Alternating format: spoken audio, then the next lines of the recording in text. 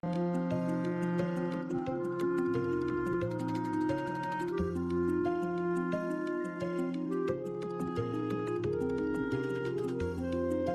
story of the kings and queens of England is more surprising than you might think.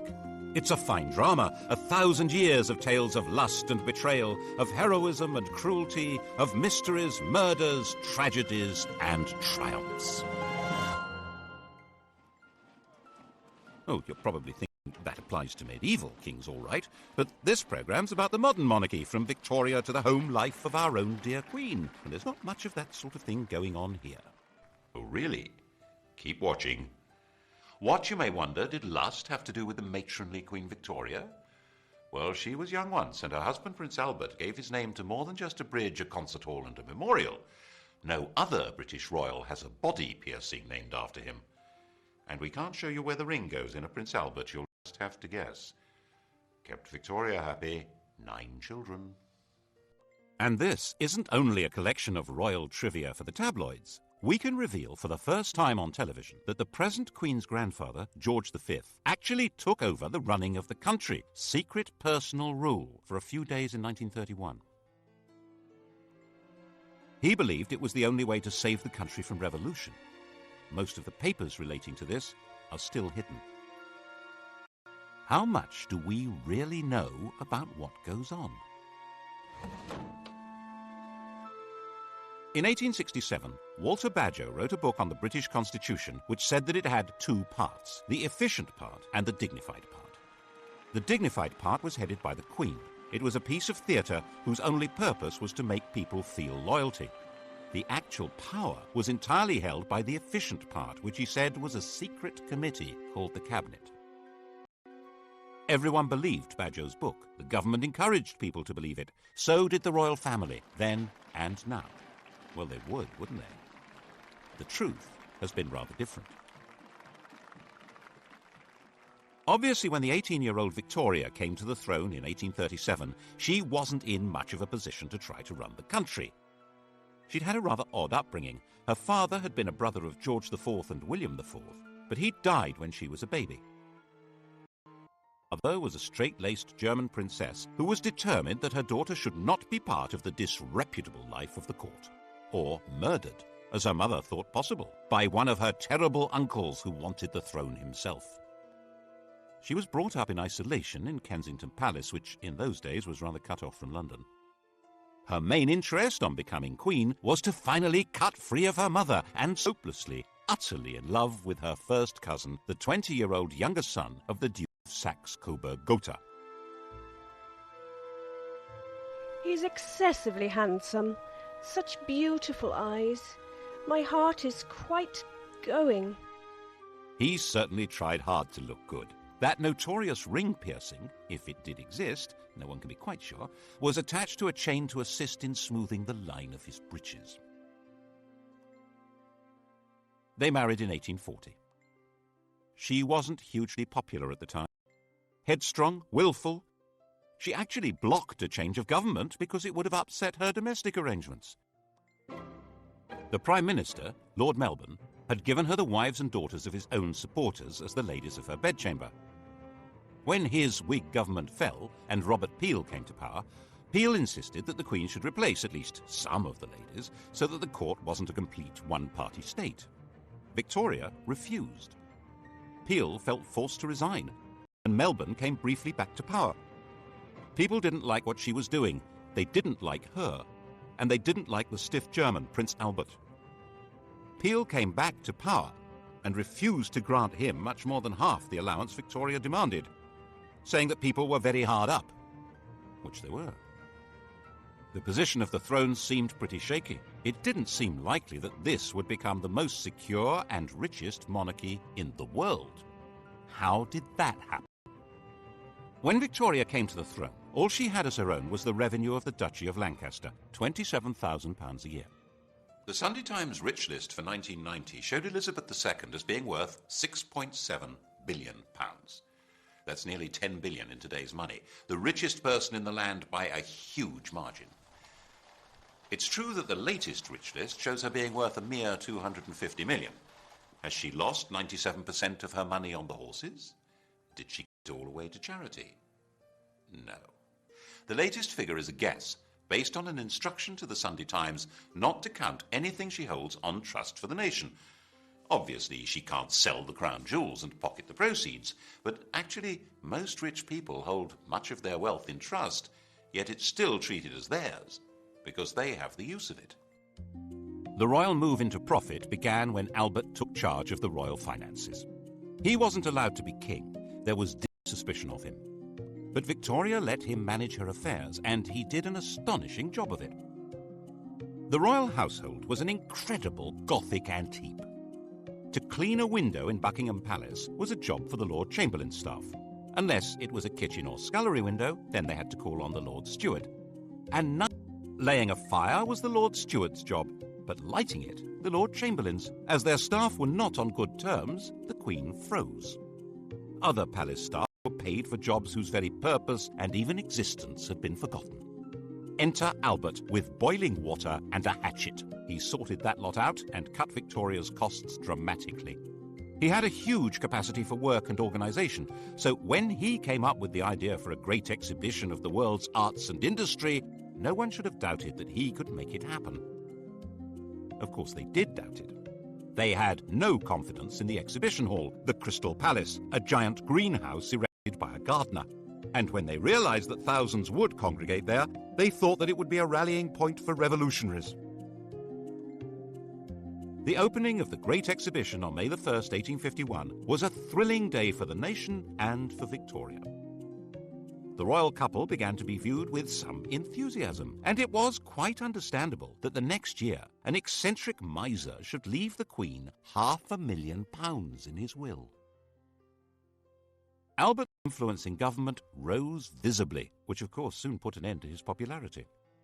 By 1854 it was generally believed that Albert the Foreigner was a traitor in league with Russia, forcing loyal ministers out of office. Crowds gathered round the Tower under the impression that Albert and Victoria had been arrested for treason. That frenzy died down, but at the back of it were two things that were going to be permanent problems. One was that the Queen and the consort must have some role in running the country, but that couldn't be squared with any kind of representative government. And the other was that people were realizing that the monarch was making a profit, and they didn't like it. The solution was to conceal what was really happening under a cloak of secrecy, and that cloak is still in place. When I was researching a book on the most sensitive part of this story, I needed to see some papers that should have been released by the Ministry of Defence. The then Navy Minister, David Owen, read the file and released it, but the crucial documents weren't there. He suggested they would have been treated as the private property of the Crown and kept in the Royal Archive. Private. I wasn't allowed in. Albert's own role was pretty secret. He was in reality acting as King of England, but that was behind the scenes. The title he was eventually given in 1857 was just Prince Consort. He took it very seriously and worked himself to death. His last act as the hidden King of England was at the end of 1861 to stop the Prime Minister from sending an angry dispatch to the American government. If it had been sent, England would probably have been pushed into the American Civil War. On the terrible shriek, she never recovered. She retired to Scotland and went into what seemed to be everlasting mourning. She and Albert had built a number of retreats for themselves, Osborne on the Isle of Wight, Sandringham in Norfolk, and her favourite Balmoral. Here she hid for months at a time with the faithful Highland retainer John Brown. He was allowed enough familiarity for the Queen to be widely referred to as Mrs. Brown. Victoria herself could see no reason to take part in public ceremonies like the opening of Parliament. She thought that her hidden role as the head of her government was enough. But that, of course, led many people to wonder why they had to pay for her upkeep at all. She received, as she had done from the start of her reign, £385,000 a year from the government. It was more than she needed. Her court was nowhere near as expensive as, for instance, George IV's had been. And without her being visible, many people could see no point in her having this money.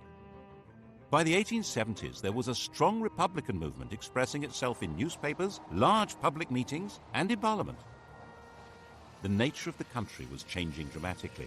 New industrial cities were darkening the landscape with smoke and soot. A new kind of society was formed, a society of factory workers and low-paid artisans, of builders and miners and metal workers. These were people outside the political world, with no natural attachments to traditional political structures. And there were a lot of them. The anti-royalist head of steam built up every time Parliament was asked for extra grants to Victoria's children when they came of age or married. But in fact, it was very probably these children who saved her throne. No British statesman wanted to see the royal family given its marching orders when their marriages offered such a useful back door into the chancelleries of Europe. Victoria's eldest daughter was married to the heir to the Kaiser of the new German Empire and was a strong and useful influence on her husband and a thorn in Bismarck's flesh. The heir to the British throne, Albert Edward, had married Alexandra, daughter of the King of Denmark and sister of the King of Greece. The Greek crown had actually been offered to another of Victoria's sons, Alfred. The Greeks had sacked their own king and held a national vote on who should get the throne. 95% of them voted for Alfred, who was at the time an 18-year-old midshipman in the Royal Navy. The government made him turn it down because they had promised to keep their hands off Greece. Never mind. It went as a sort of hand-me-down to the son of England's good friend, the King of Denmark. And in 1874, Alfred married the daughter of Tsar Alexander II, which was jolly useful given the Anglo-Russian competition on the edges of India. These were marriages that would produce. Died in 1901. She had over 90 living descendants. It was a full-time job just getting them birthday presents. The rulers of Germany, Greece, Romania, Norway, Russia, Yugoslavia, Spain, and Sweden would all trace their descent from this stout little lady. There was a downside to this royal intermarriage. Victoria was a carrier of haemophilia, the condition that prevents blood from clotting, and the Spanish, Prussian, and Russian royal families were consequently affected by it. But even if the British government had known about that, they wouldn't have shed many tears over it. As a system for exercising influence abroad, the monarchy was well worth the money. It also ought to have the advantage at home of inducing people to be loyal to their country, even if they detested its government, which was obviously very useful if you ran that government. But to sell monarchy to the British public, that monarchy needed rebranding. Enter, in 1867, a new Tory Prime Minister, Mr. Disraeli. Just the man to do it. He flattered, flirted, and lured Victoria out of mourning and back to public life, creating her Empress of India, turning her into the Queen Empress. Britain was now a world power with an international trade that dwarfed all others. Its navy dominated the oceans, and its empire expanded on the simple principle that trade follows the flag. And if the Union Jack is flying in each remote corner of the globe, then other flags aren't. The problem was for a small country with a very small army to rule ever more of the Earth's surface. That rule couldn't be maintained by force. It required the consent of the governed. And the grand theatricality of Disraeli's Victorian imperialism invited people throughout the empire to take pride in being subjects, not of a bunch of industrialists and politicians, but of a prim and matronly great sovereign. Victoria became the logo of the British Empire. Her portrait spread all over the world, thanks especially to the introduction of postage stamps. Her statue would appear in virtually every ambitious town and city of the British Empire. And where there was no statue, there would certainly be a Victoria Street, or Victoria Park, or Victoria something. The whole process came to a glorious climax in her Golden Jubilee of 1887. The great processions in London of representatives of her dominions were followed by an eruption of ugly public halls, clock towers, fountains and statues, disfiguring public spaces over about a quarter of the planet. By the time Victoria died, hardly anyone even remembered that her throne had once seemed endangered. And she'd reigned so long, 64 years, that hardly anyone could even remember any other sovereign. Her death in 1901, 22 days into the new century. Now, Britons would leave the 19th century without the security of the great mother hen.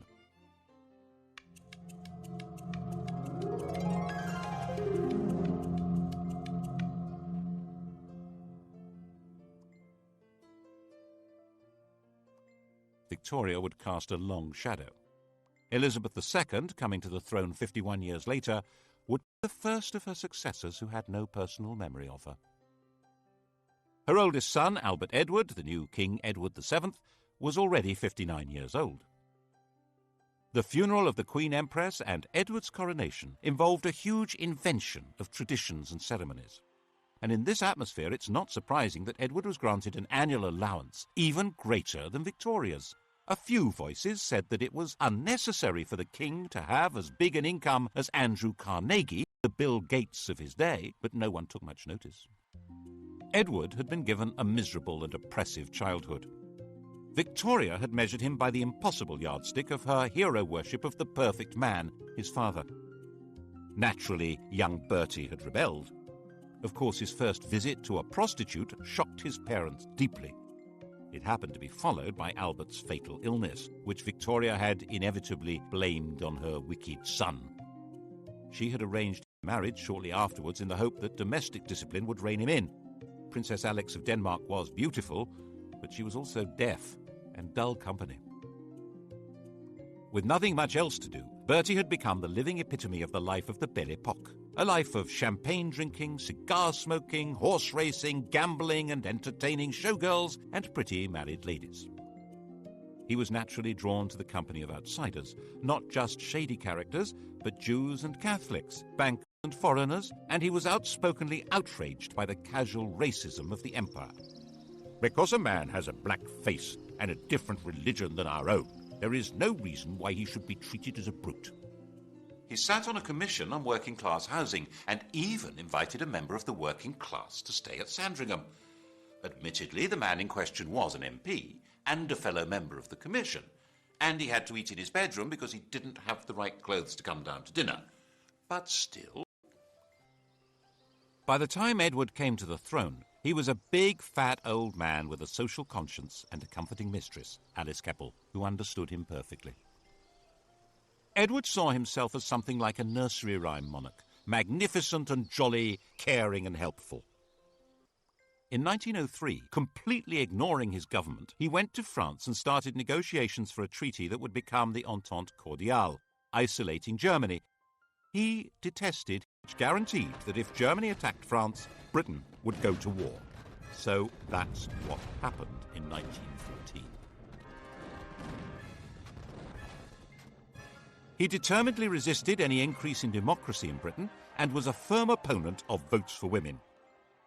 The crunch over his reactionary views came when Lloyd George planned to introduce old age pensions in 1909.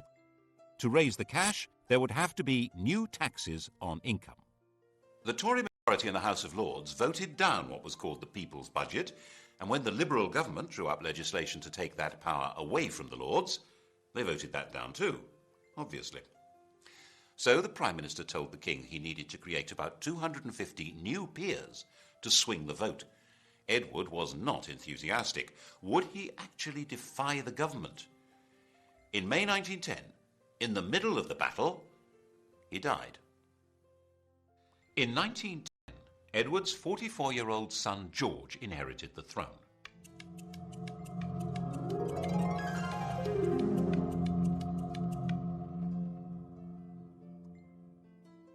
He was the late King's second son. He'd worked as a commander in the Navy, to which he was deeply attached. But in 1892, his elder brother Clarence had died, and he'd unexpectedly become heir. To step into his brother's shoes, he'd left his job and married the woman who'd been betrothed to Clarence, a relative called Princess Mary of Teck. He now inherited a fortune worth around 140 million in today's prices, and a political crisis. As part of the deal with the government to pass the budget and cut the powers of the House of Lords, it was agreed that the Crown could stop paying any income tax. In return, the King would pay for his own trips abroad. The new constitutional deal drew the teeth of the House of Lords. Whatever the elected government in the Commons decided to do, it now could do. The only possible break on its power was now the King, and the question was, of course, whether he would ever exercise it, and what would happen if he tried. At first, the Crown was too weak to try. When war began with Germany in 1914, George was seen, naturally enough, as a German, which he was. He kept a bit quiet about his courtesy titles of Field Marshal General of the Prussian Army and Admiral of the Imperial German Navy. To make himself seem more British and therefore more secure, in July 1917, George felt forced to change his family name from Saxe-Coburg-Gotha to Windsor and stop being a German prince and Duke of Saxony. Revolution was a real danger. Cousin Nicky, the Tsar of Russia, was deposed in February 1917, agreed to it. But King George was terrified of being associated with a man now labelled tyrant by revolutionaries, so he forced the government to withdraw the offer. The Bolsheviks took over Russia in October, and Nicholas and his family were slaughtered.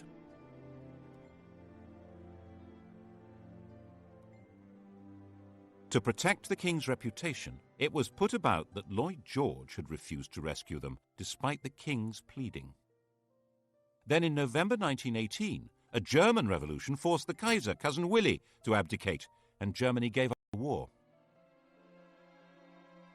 The whole political landscape had been transformed. There had been 6 emperors when George was crowned. By 1925, he was the only one left, and his world was not exactly safe.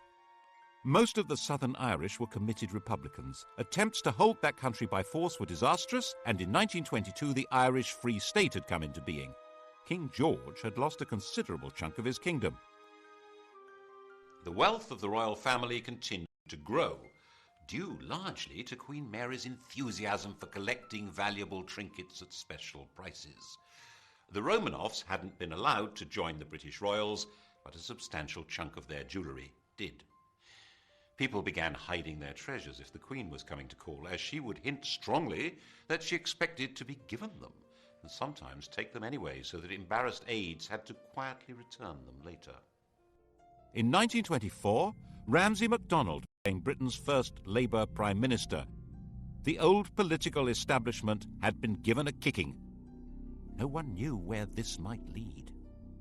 And then came the Wall Street crash of 1929 and financial disaster. The government needed huge loans, which were conditional on cuts in unemployment benefit and the pay of public servants and the armed forces. The Labour cabinet wouldn't do it, and MacDonald went to the King to resign. George was pretty sure this was a decisive moment. If these harsh policies were forced through by Conservatives, class war would probably break out. Everything, including himself, might very well be swept away. So he refused to accept the resignation.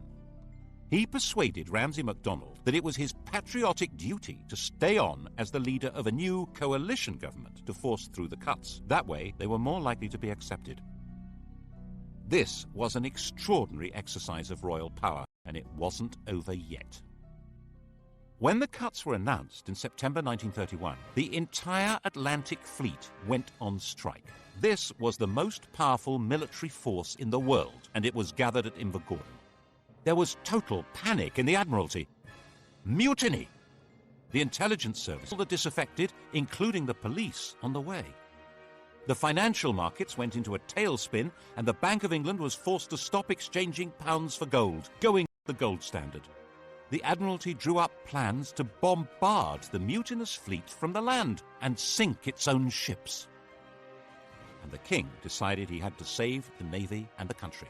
He knew sailors. They weren't revolutionaries. They just needed to be spoken to in the right way.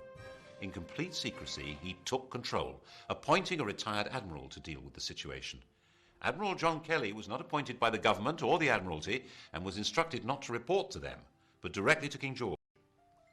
He offered the sailors a deal. If they sailed back to their home ports, the King would see to it that their grievances were taken seriously and they would not be punished. It was a sensible approach, and it worked. But all evidence of the King's role and Kelly's appointment was hidden. We're not supposed to know what power royalty can wield. Of course, the bit about mutineers not being punished was a lie. Once the danger was past, the leaders were identified and quietly removed. The following year, 1932, King George gave the first Christmas radio message. He was now a presence in homes throughout his empire. The empire had changed its form, of course, and in 1931 the Dominions, the white bits of the empire, Canada, Australia and so on, had become legally independent of Westminster. They were the Commonwealth, and the sovereign was its institutional core. As part of his programme to make the monarchy seem British, and so he hoped more secure, he decreed that his children need not marry partners of royal descent. This would indeed transform the position of the monarchy, but not in the way he expected. In 1936, when George was 70 and dying, his doctor, Lord Dawson, decided to ensure that the death would not be reported first in the vulgar evening papers. You've heard of Lord Dawson of Penn. He's killed any number of men, and that's why we sing, "Oh God, save the King," from Bertrand, Lord Dawson of Penn. Lord Dawson met the Times' deadline by giving the King a fatal injection, called a whiz-bang. George was told he would soon be convalescing in Bognor. His last words were, "Bugger Bognor." The Times was told he'd said, "How is the Empire?"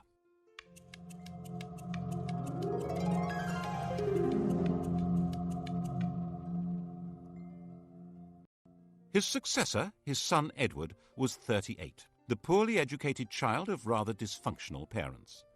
The Queen had been completely distant, and King George famously said, "My father was frightened of his father, I was frightened of my father." Edward had escaped by travelling widely, and as the world's most eligible bachelor enjoyed affairs with a number of married women, culminating in the love of his life, the twice-married, elegant American Wallis Simpson.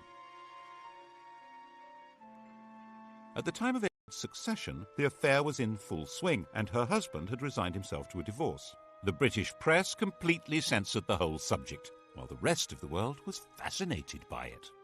Edward insisted that he was going to marry Wallis and make her queen. The Prime Minister and the Archbishop of Canterbury said the country wouldn't stand for it. Were they right? Probably not. Edward was actually pretty popular. He wanted to go on the radio and appeal to the nation, but he wasn't allowed to do that. He was told it was unconstitutional. Without a written document, the Constitution is what the government can get away with. They had their reasons. These went beyond the court gossip that Wallis was said to be a lesbian, or a man, engaged in a sadomasochistic relationship with Edward. The crucial issue wasn't even that the head of the church shouldn't marry a divorcee, or that secret investigators had reported that Wallis Simpson had 2 other lovers, a car salesman and an Irish peer. The real reason only came to light in 2002. Secret documents show that the FBI told the British government that Wallis had another lover, the German ambassador von Ribbentrop. In fact, the FBI said she was a Nazi agent. That was why the government insisted Edward must give her up to keep the throne. Edward chose love rather than the crown. He abdicated and took Mrs. Simpson to live in France. The coronation went ahead, but with his brother Albert sitting on the throne.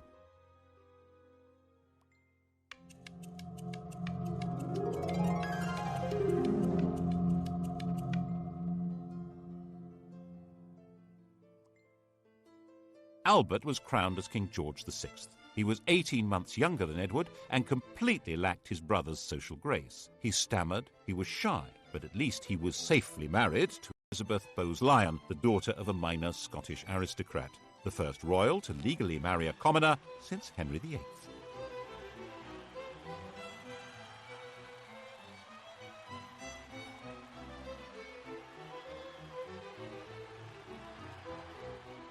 George didn't have much in the way of winning ways, but his wife, enraged at what Edward had done, was determined to help him through. She arranged speech therapy to cure his stutter. But when war with Germany began in 1939, they were not seen as a rallying point for patriotic fervour, especially as they had publicly supported Neville Chamberlain's appeasement of Hitler. George VI and Queen Elizabeth, that's the woman we remember as Elizabeth the Queen Mother, refused to allow themselves any doubt as to the outcome of the Second World War. When Buckingham Palace was bombed, the Queen said she was glad. It meant she could look the East End in the face. At least it meant the royal couple wouldn't be booed anymore when they visited other people's bombed-out homes. Actually, while they spent their days in London, they retreated for the night to Windsor, which was considerably safer. Nevertheless, they did have one really narrow escape. As the war went on, the royal couple became more and more identified with Churchill as the spirit of Britain, dogged in their determination to see Nazism defeated. When the victory celebrations came in 1945, it seemed natural that they should revolve around Buckingham Palace. By the time of his premature death from smoking in 1952, this shy country gentleman and his queen had gone a very long way to restoring the monarchy to its central place in British life. It had vanished virtually everywhere else. There had been 16 monarchies on the continent of Europe when Victoria died. Now there was only Sweden. Monarchs were restored to Belgium, Holland, Norway and Denmark, but as a pale shadow of the old European royalty.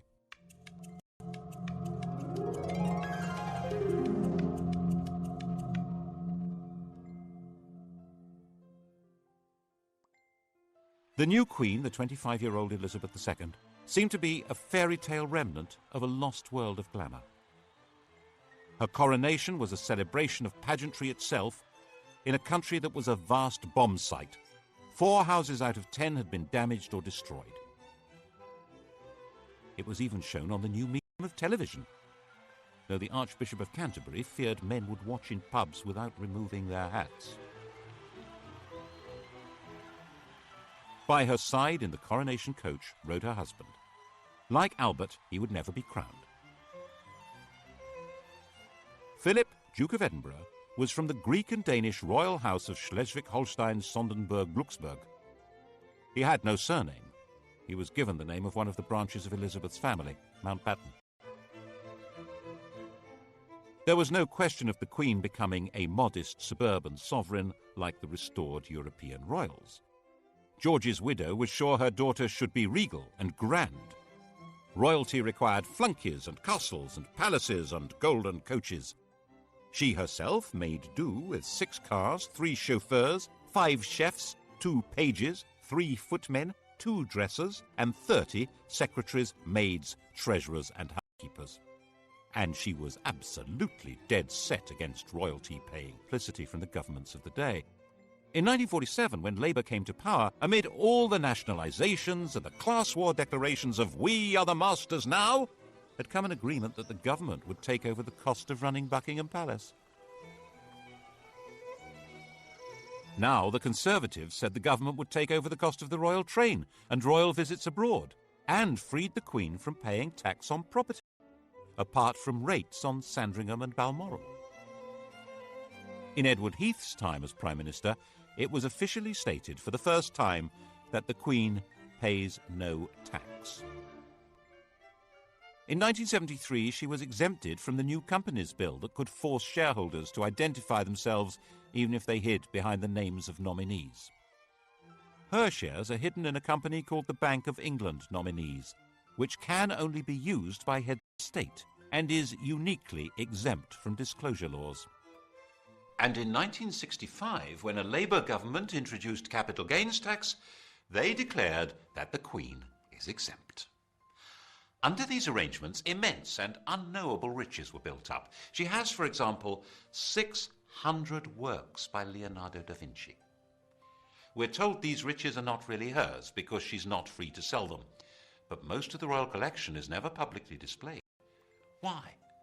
Whose interest is being served? It obviously means the monarchy can put on a heck of a show that goes far beyond their demand on the public purse, and they don't need to run the risk of asking us to fund the whole thing from taxes. We each contribute 61 pence a year at the last count. That money, just over £36 million, is not enough to put on the grand regal show which the British monarchy seems to be about. Certainly, for a very long time it was simply not permitted to suggest that the monarchy should be anything less than grand. In 1957, Lord Altrincham wrote an article arguing for a modernised monarchy. He called the court complacent and out of touch, said the Queen was a priggish schoolgirl, and said that the monarchy should not be, as it was, intimately associated with the upper classes. Wow! The Duke of Argyll said that he should be hanged, drawn and quartered, and the BBC immediately dropped him from any questions. In fact, Altrincham had got it wrong. Lavish splendour was just what most of the public wanted from their monarchy. They would have despised a queen on a bicycle. They wanted to be deferential. They probably still do. And there were 20 more years of this kind of thing to come. In 1977, the year of the Queen's Jubilee, the Sex Pistols' anthem God Save the Queen and Her Fascist Regime was banned from being broadcast, even when it outsold all other records. The imperial title had already disappeared in the days of George VI, when India and Pakistan became independent. The empire became the Commonwealth, and of the 58 past and present members of that vague organisation, only 16 have Elizabeth as their head of state, and falling. Why did it matter so much to protect and sustain royalty? Partly, perhaps, it's more to do with the Queen herself than the institution of monarchy. Elizabeth I, Victoria, Elizabeth II, the rule of elderly matriarchs seems to be particularly proper to the English. And it may provide important social glue. As the population of Britain became more heterogeneous, with substantial immigration from Commonwealth countries by people who feel excluded from political life and often from the legitimate economy, perhaps there was a hope that the Queen would be a focus of patriotic attachment. After all, she's the linchpin of the Commonwealth, its graciously enthusiastic figurehead. And promoting the image of a glamorous and golden royalty above and outside politics that is synonymous with Britain may be a very useful way of creating legitimacy for a state that might otherwise look rather shabby. The last great moment of this Mrs. Camilla Parker Bowles, Alice Keppel's great-granddaughter. Diana said that on the honeymoon he was more interested in reading 8 books by Laurens van der Post than in her, and he wore Charles Camilla cufflinks. And when she became distressed, she felt strongly that the royal family turned against her. In 1992, it all blew apart in what the Queen called her annus horribilis. Her second son, Andrew, separated from his wife Sarah Ferguson, who was pictured topless being kissed by her financial advisor. Her daughter, Princess Anne, divorced Captain Mark Phillips. Charles and Diana split up, with spectacular accusations being made in the press and on television. And Windsor Castle caught fire. That was when the ground really began to shift. At least when it was explained that the £40 million repair bill would be paid by the public. There was a huge collective breath of, "No, it won't." And so the Queen decided it would be much the wisest thing to offer to pay 70% of the cost. She opened up some of her homes to the public to raise the cash. There was still astonishingly little direct criticism of the Queen. In an age when television and the press have the power to pull down anyone, the Queen and her mother were treated with respect, even devotion. But the rest of the royal family had become fair game and were subjected to a ferocious assault of public humiliation. Why did we support the royal family and all their wealth? Why were we giving them all this money? The press pack was baying at their heels and refund the parliamentary allowances received by other members of the royal family. But things didn't get any better. And the Queen herself began to be criticised in 1997, when Princess Diana was killed in a car crash in Paris. We all remember the shock and horror and the debate about the lack of public reaction by the senior members of the royal family. There was a widespread feeling that at that moment they were not in fact part of the nation. Was the programme started by George V of integrating the monarchy into the life of the nation coming unravelled? Instead of the monarch playing the role of warning and advising the Prime Minister, which is supposed to be her constitutional role, the Prime Minister warned and advised the sovereign to take public action. She had to be seen to grieve, or the monarchy itself might be in danger. And now we wait to see what happens next. The heir to the throne and his mistress are forever tainted with the image of the princess that was publicly destroyed. The Queen is an old lady, with a reign that begins to rival Victoria's in length. Can anyone be certain that the country would accept her son as king? There's always been a bargain at the heart of monarchy in this country. The monarch has always been dependent on the people. That bargain has been the key to survival. It began when William the Conqueror realized that he and his friends couldn't actually run a country where they didn't speak the language, or know the laws, traditions, or even the geography. It was restated in a series of crises in which monarchs who tried to rule without consent were simply dumped. Matilda, Jane Grey, Richard Cromwell, James II. And to give that consent, people need to feel that the sovereign is entitled to be there and respects laws even though no court can enforce them. Laws which today probably include having to pay tax. Partly, of course, the institution is sustained by the character of the Queen herself.